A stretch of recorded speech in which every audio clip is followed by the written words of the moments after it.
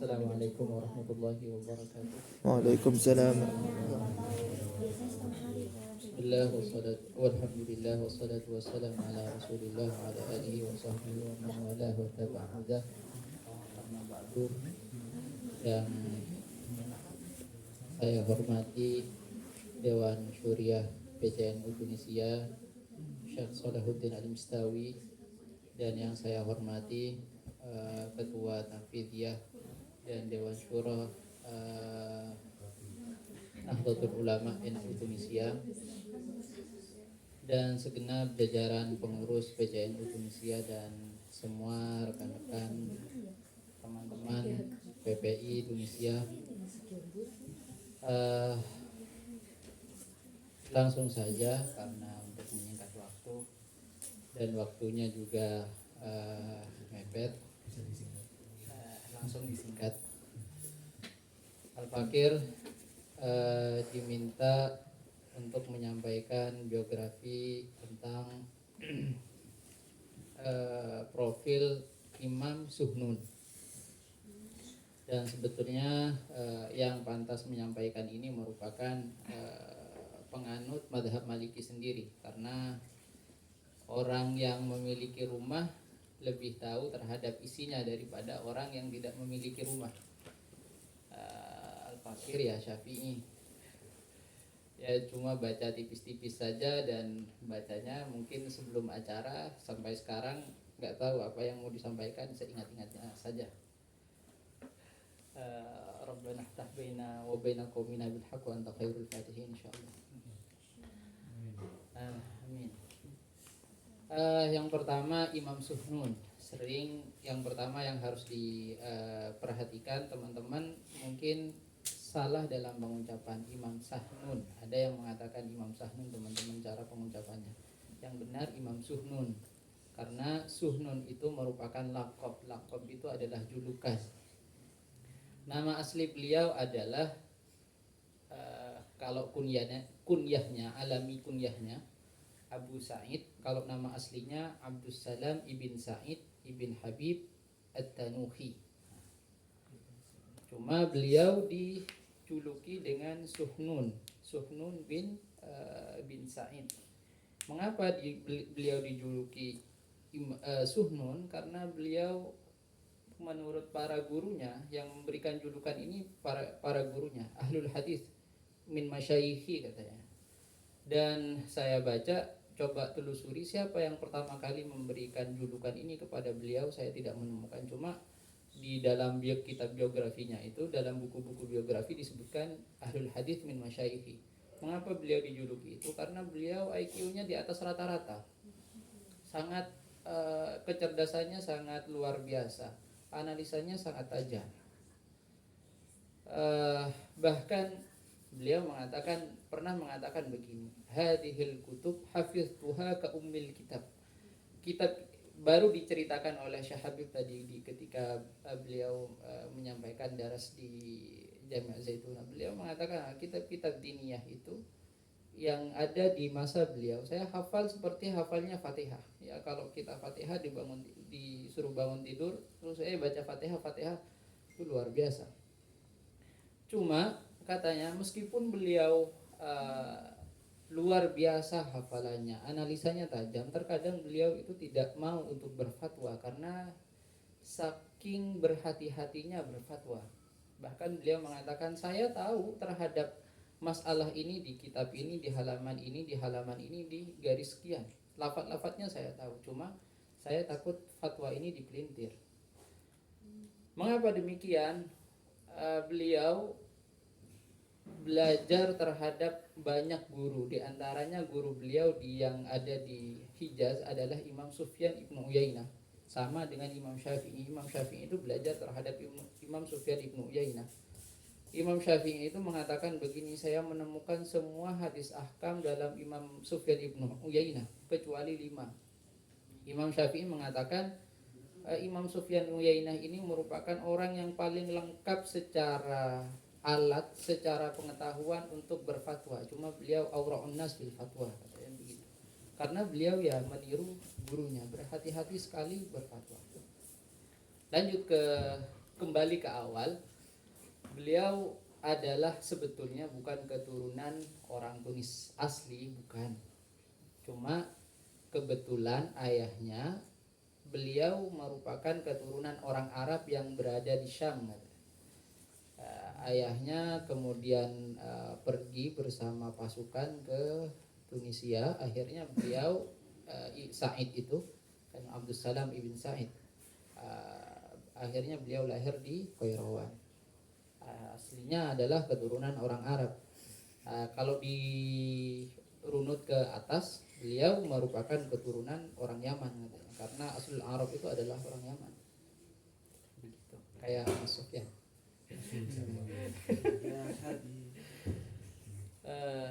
Kira-kira begitu. Itu tentang apa namanya? Tentang nasab beliau. Sebetulnya beliau bukan asli Tunis, bukan. Cuma karena ayahnya bermigran ke Tunisia dan akhirnya menetap di Qairawan, akhirnya beliau lahir di Qairawan. Beliau lahir tahun 160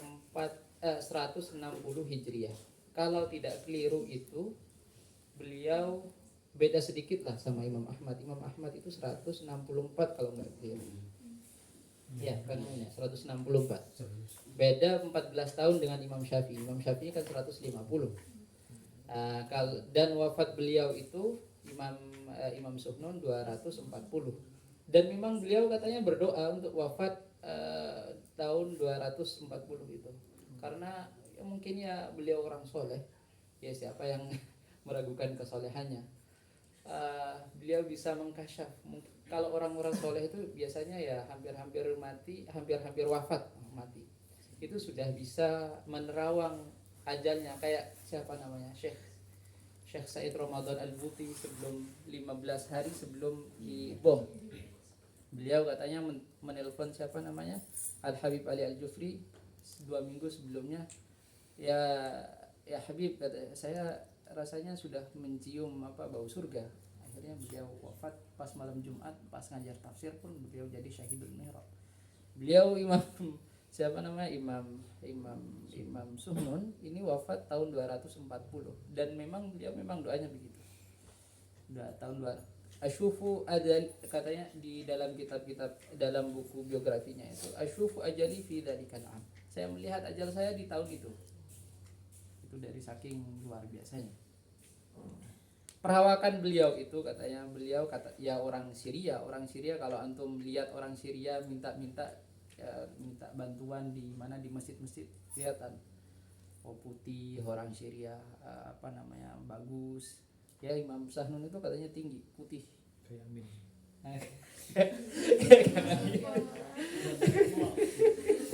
Terima kasih untuk yang mencairkan suasana.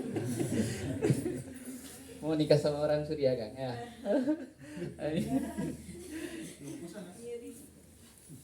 Katanya itu secara perawakan, katanya beliau tinggi, putih, dan juga beliau secara sifat beliau katanya saling musadar itu sangat selamat hatinya, tidak dengki terhadap orang, tidak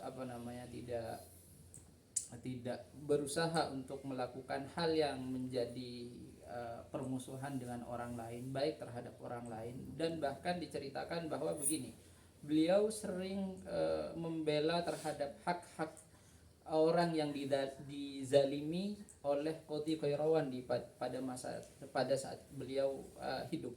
Namanya kalau nggak keliru Muhammad Ibnul Jawad. Dan juga beliau itu juga katanya Mu'tazili. Hampir Imam Suhnun itu dibunuh oleh beliau karena beliau terkena fitnah khalqul Quran juga, keluar dari Qairawan sempat, tapi akhirnya ya dipecat oleh Imam Banil Aghlab sendiri, Ziyadatullah namanya. Kira-kira begitu tentang tentang bagaimana sifat-sifat beliau. Yang ingin saya sampaikan begini, yang sangat penting dari profil beliau. karena mengetahui profil seseorang itu bukan cuma untuk mengetahui bagaimana karangan beliau, bagaimana murid beliau, bagaimana, tapi bagaimana kita bisa mencontoh dari sosok beliau dan bagaimana kita bisa mengambil istifadah, mengambil uswah dari biografi beliau. Yang saya kagumi begini dari kehidupan beliau. Waktunya gimana? Lanjut. Baru Saya nggak mukadimah. keluar. Baru mukadimah. Masih lama subuh. Mas, jangan kan, alasin jauh.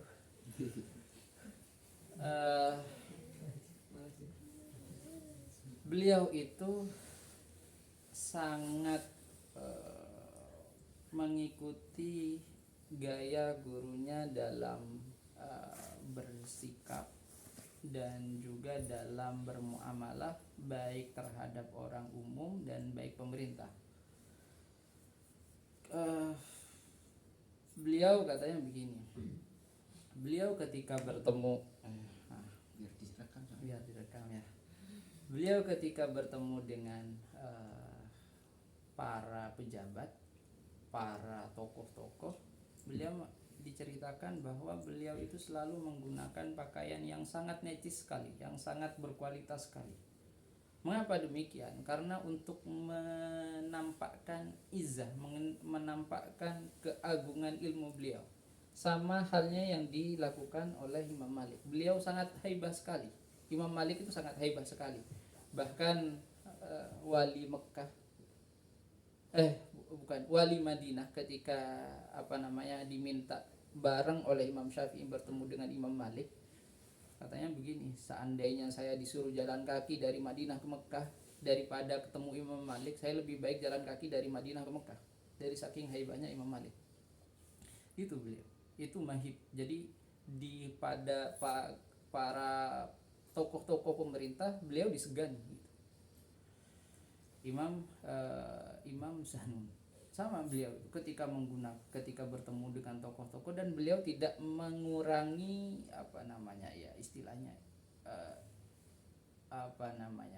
idealisme sebagai ulamanya, kira-kira begitu.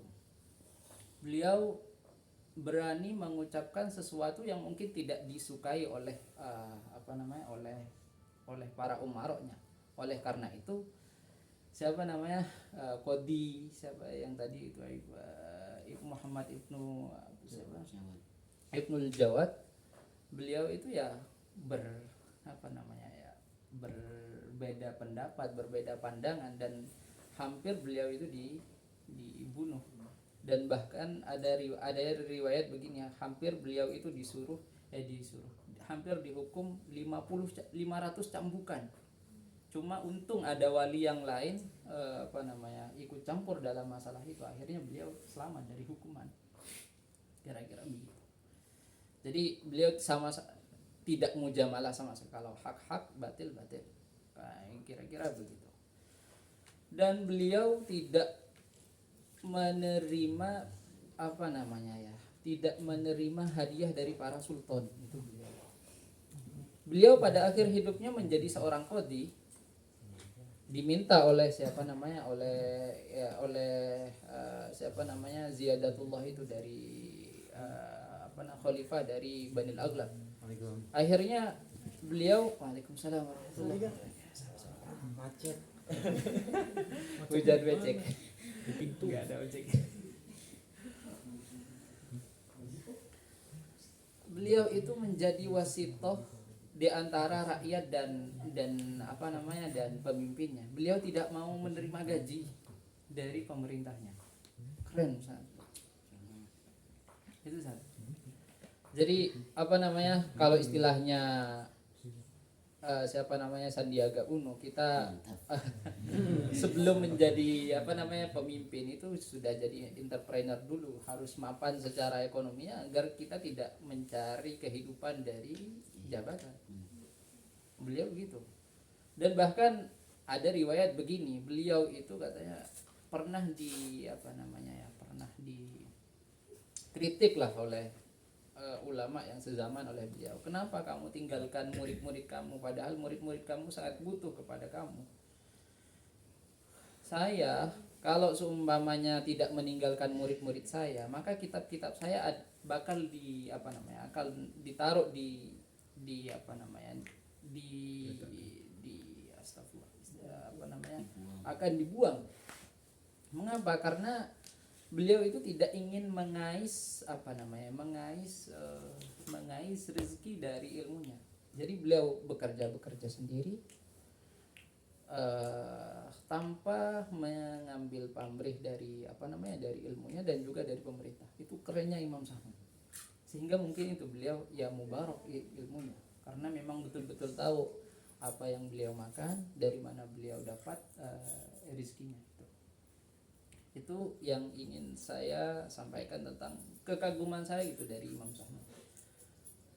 Yang kedua yang ingin saya sampaikan tentang kitab Al-Mudawwanah, karena yang paling masyhur itu dari Imam Sahnun. Imam Sahnun itu sebelum beliau menulis kitab Mudawwanah di Tunis itu ada namanya Asad ibn Furat. Kalau habis Silang sampai jam 9. namanya Asad ibn Furat. Ada di Asad ibn Furat. Kayaknya ada ya yang Nama-nama udah ini familiar. familiar. Siapa? Dengar aja. Asad ibn Furat itu membawa kitab menulis kitab namanya Asadiyah. Beliau dalam kitab Asadiyah itu menuliskan riwayat-riwayat dari Imam Ibnu Qasim juga di Mesir sebelum ke Qairawan, dan juga belajar di Irak. Sehingga dalam kitab Asadiyah itu bercampur di antara dua mazhab, Maliki sama Hanafi. Dibawalah ke Tunis. Dan Imam Sahnun itu meminta riwayat Imam Ibnu Qasim dari Imam Ibnu Asad ibn Furat. Cuma banyak versi dalam masalah ini. Ada yang mengatakan begini, Imam Asad bin Furat itu tidak mau memberikan riwayat. Antum bisa baca di mana, bisa dibaca di Muqaddimah Mudawwanah yang nggak tahu cetakan apa, ada biografinya. Ada yang mengatakan begini, Imam Asad bin Furat itu bakhil katanya, tidak mau memberikan riwayat Imam Ibnu Qasim terhadap Imam Asad bin Furat, sehingga Asad bin Furat itu mengambil menuliskan riwayat Imam Ibnu Qasim dari para teman-temannya, akhirnya dikumpulkan. Oleh karena itu beliau membawa kitab Mudawwanah terhadap Imam Ibnu Qasim. Beliau pergi ke Mesir itu pada tahun 178.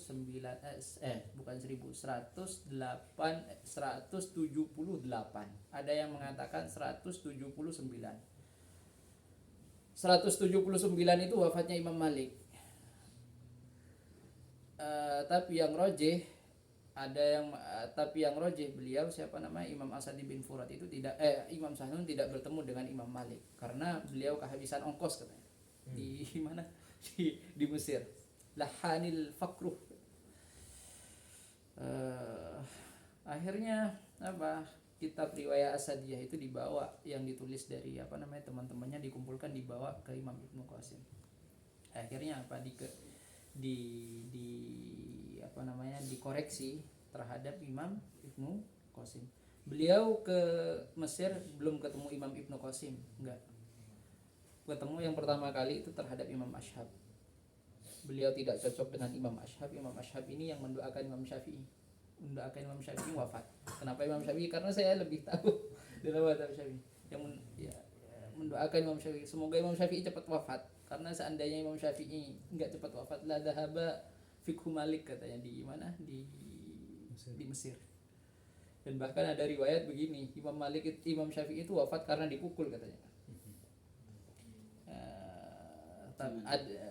Ada riwayat Imam Ashhab yang memukul pakai kunci katanya.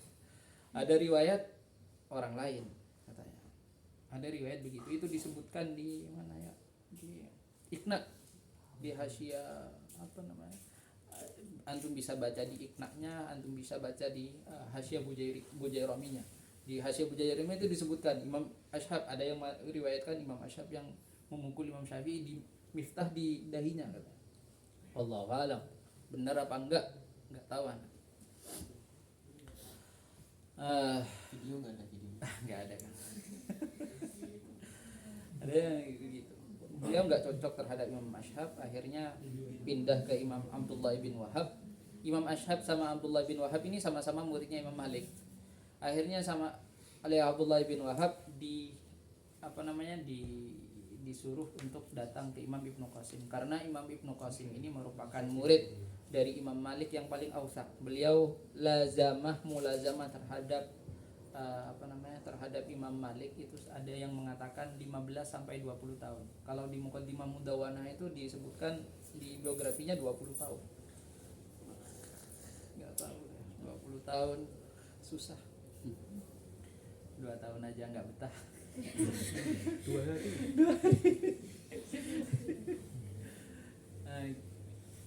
Setelah itu beliau menceritakan bahwa ini yang riwayat antum Syekh yang kita dapatkan dari Imam Asad bin Furat, dan beliau bercerita bahwa sebetulnya Imam Asad bin Furat itu ya tidak mau memberikan riwayatnya. Akhirnya Imam Ibnu Qasim mendoakan kitab Asadiyah yang tadi untuk tidak bermanfaat, sehingga kitab Asadiyah itu hilang, nggak ada.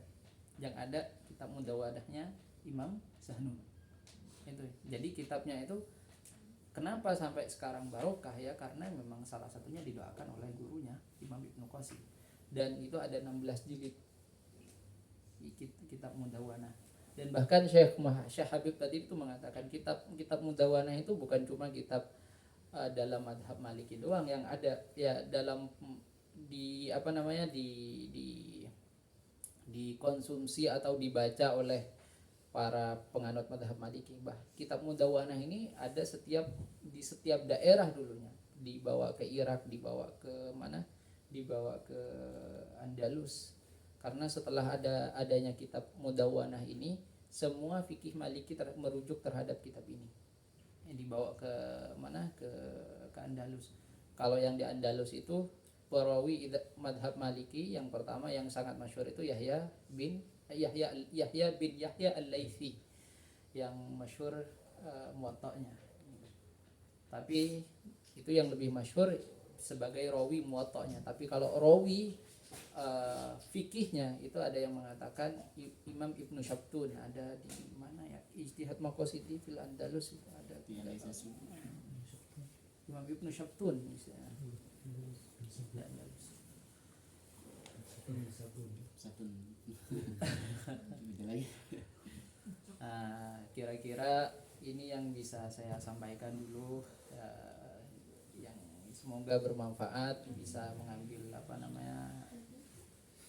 ibrah dari kehidupan beliau, bahwa kehidupan para masyaikh dulu, para ulama itu yang pertama tidak lepas dari ya gurunya, dan juga tidak lepas hal-hal yang istilahnya keluar dari akal. Itu satu. Ya, terima kasih. Wassalamualaikum warahmatullahi wabarakatuh. Tambahan Ada. Imam Royan. Ya, dihaturkan banyak terima kasih buat Ustadzuna Al-Kiram, Ustadz Khalil yang telah menyampaikan. Mati.